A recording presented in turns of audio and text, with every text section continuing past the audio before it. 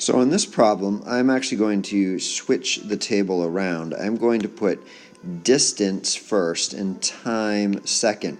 So we already know from the original part of the problem that they go 65 miles in 1 hour. We want to know 26 miles in how long.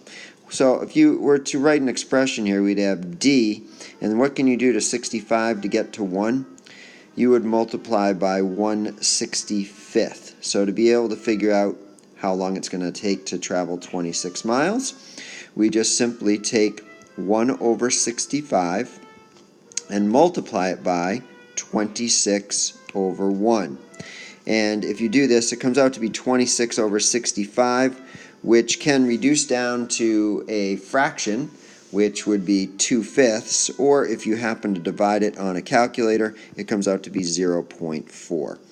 So either one of these are correct.